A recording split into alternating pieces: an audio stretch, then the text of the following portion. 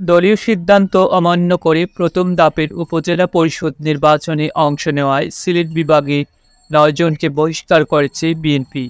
শুক্রবার ২৬ এপ্রিল বিকেলে গণমাধ্যমে বিজ্ঞপ্তি পাঠিয়ে বহিষ্কৃতদের নামের তালিকা প্রকাশ করা হয়। তাতে বলা হয়, দলীয় গঠনতন্ত্র মোতাবেক বাংলাদেশ জাতীয়তাবাদী দলের বিএনপি প্রাথমিক সদস্য পদসহ সব পর্যায়ের পদ থেকে তাদের বহিষ্কার করা হয়েছে।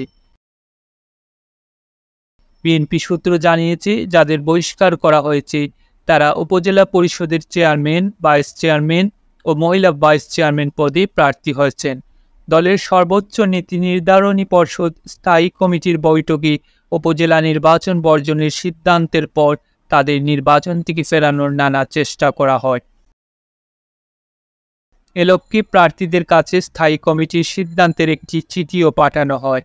পাশাপাশি দলের কেন্দ্রীয়, বিভাগীয় ও জেলা পর্যায়ের নেতাদের বিশেষভাবে দায়িত্ব দেওয়া হয় নির্বাচনে অংশ নেওয়া নেতাদের বোঝানোর জন্য।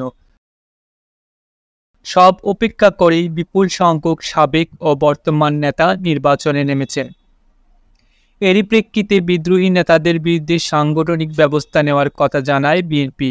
দলের জ্যেষ্ঠ যুগ্ম মহাসচিব রুহুল কবির রিজভীর নামে এই বিজ্ঞপ্তি পাঠানো হয়।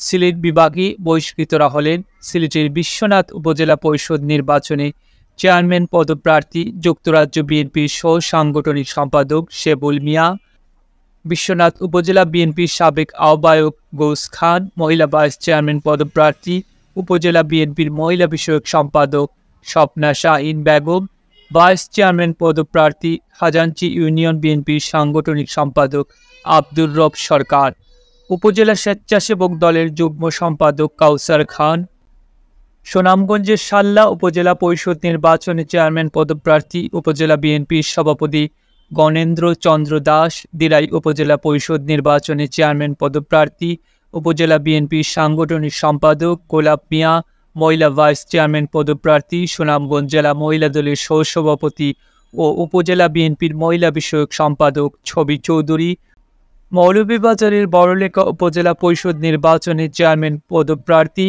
উপজেলা বিএনপির সাংগঠনিক সম্পাদক ও মৌলভীবাজার জেলা মহিলা দলের সহসভাপতি রাহেলা বেগম হাসনা।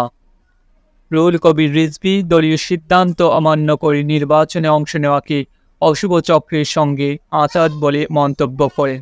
তার ভাষ্য, দেশের মানুষ বর্তমান সরকারের অধীনে কোনো নির্বাচনকে মূল্য দেন না, কারণ এখানে ভোটের আগে ভোট হয়ে যায়।